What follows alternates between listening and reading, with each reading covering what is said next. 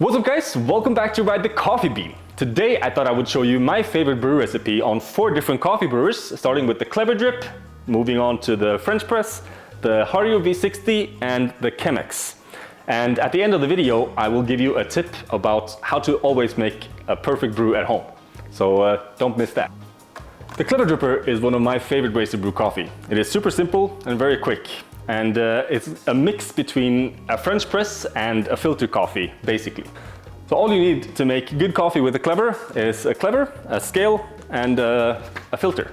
Place your Clever on the scale, put your filter in the Clever, pour water in the filter to wet it, empty the water. Then you put the coffee in. I'm using 18 grams of coffee and 300 grams of water. So 6 grams per deciliter. That's the recipe I would recommend for all the brews today. When I now pour, I want to mix everything as quick as possible because I want to steep the coffee in the water. So I start the timer and I just pour quickly and fast. Up to 300 grams exactly. And now I let it sit for 4 minutes. So now the coffee has steeped for 4 minutes. And the clever thing about the Clever Dripper is that there's a mechanism underneath. So as you can see, I just poured the water in and nothing is flowing out of it. But under here, there's a mechanism. So when I put the Clever on top of my pitcher, it opens the valve and the coffee goes through. So now you get steeped coffee filtered. The brilliant thing about this is that it removes most, if not all, of the caffeinol, the fats in the coffee, which makes the coffee healthier. The body will be a little bit lighter, but it will be healthier. And now it's all filtered out, and I'm ready for a delicious cup of coffee.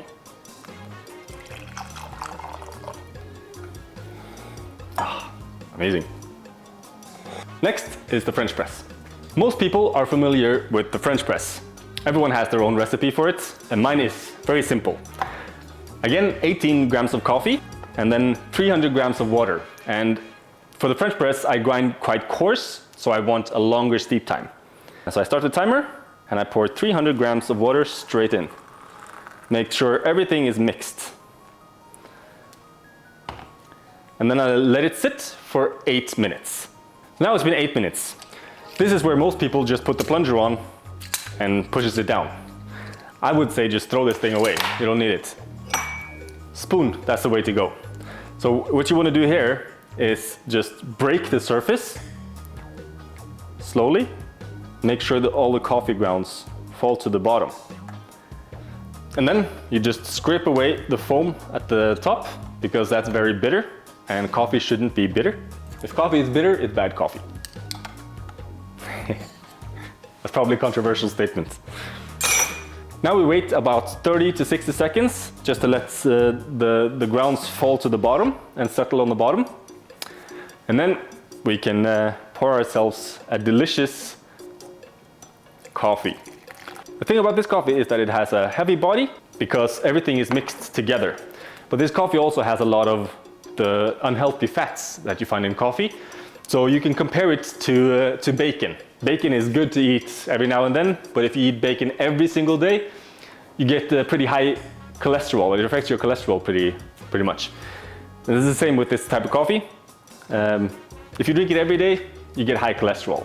So this is like a weekend type of coffee that you shouldn't drink every single day, but you can enjoy it in the weekends because it has a really nice heavy body and mouthfeel to it. Next up is the V60. With the V60, first of all, it's called a V60 because the cone has 60-degree angle, if anyone was wondering that. Again, we're using a filter. My favorite filter is again the Abaca filter from Kavik.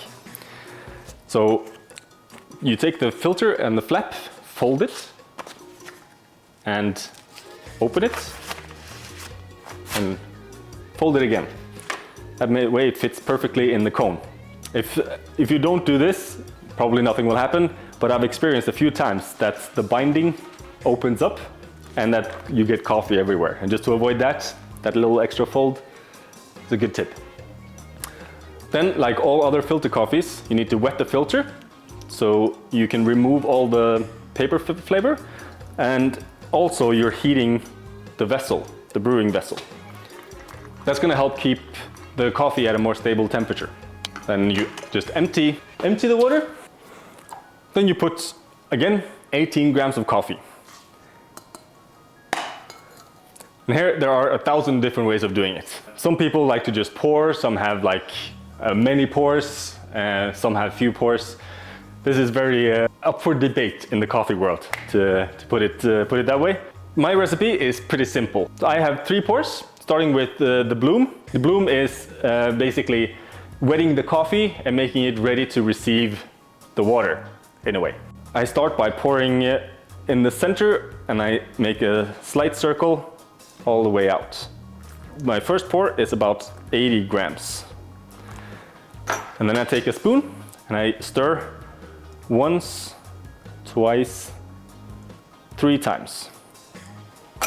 And give it a little bit of a stir. This lasts for 30 seconds. At 30 seconds, I start pouring again. Slow, careful circles. Up until about 200 grams. I finish pouring 200 grams at 1 minute.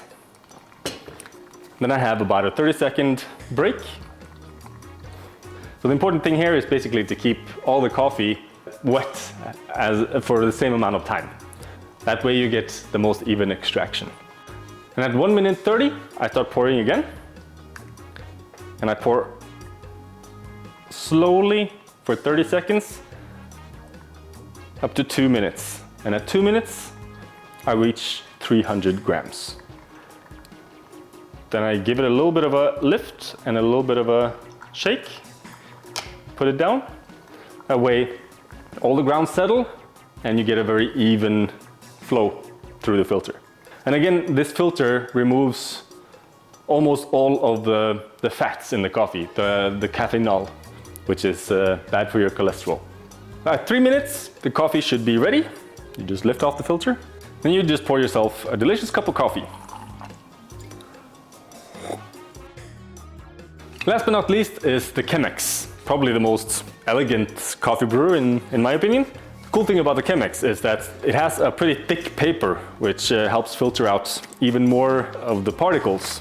But because the filter is thicker, it also takes a lot longer for the water to go through, and so you need to grind coarser than you would for the V60, for example. The Chemex filter comes as a square sheet like this. And so you fold it over and you pick out one edge of it. And so you have 3 layers on one side and 1 layer on the other side. The thicker side you put towards the spout. And then you wet the filter like you would any other filter brewer. Again, the reason you do that is to wash the filter, so you rinse out the paper tastes, and you also preheat the brewer. And then you just empty the water. And again, 18 grams of coffee and 300 grams of water. This coffee though is ground a bit coarser than the V60. Also here I just pour the same way, so I start in the middle and I go in a circle. And I have about an 80 gram bloom, and I give it a little bit of a stir just to make sure all the coffee grounds is wet. 3 times just to keep it consistent. And at 30 seconds, I keep pouring. Slow and steady circles up until 200 grams. So basically I use the same recipe for the Chemex as I do for the V60. But with a different grind size and a different filter, it gives it a very different flavor. And at 1 minute, I pour another 100 grams in 30 seconds. So now I'm at 300. So this brew should take about 4 minutes, so a little bit longer than the V60. Because the paper is thicker, so it takes longer to run through. Once everything is through, throw away the filter and you pour yourself a delicious cup of coffee.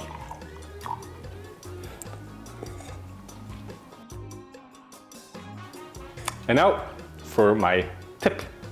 One thing all of these brewing methods and all kinds of coffee brewing have in common is the grind size. Let me show you why that is important. So here I have two V60s that are identical, 18 grams in each of them, and here I have water. So let's pour 300 grams at the same time into both of them and see what happens. Just pouring as fast as I can now to fill up 300 grams.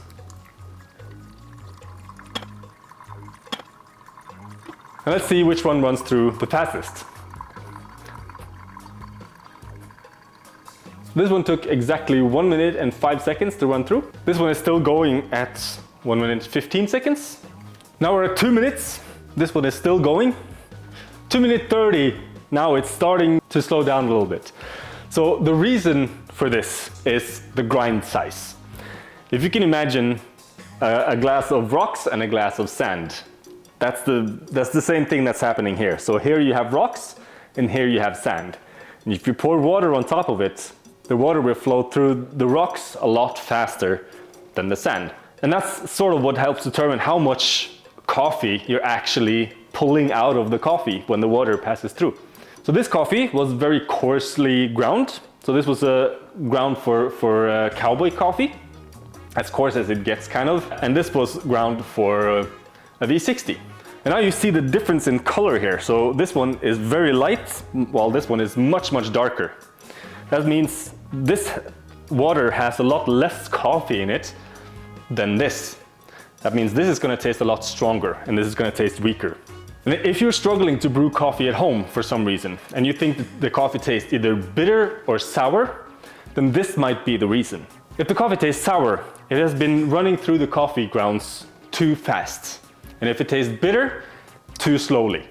So the simplest way of changing that is basically just adjust the grind size. For that, of course, you need a grinder. So if there's one thing I would recommend that you get if you want to improve your coffee game at home, it's a coffee grinder. It doesn't have to be a super fancy one.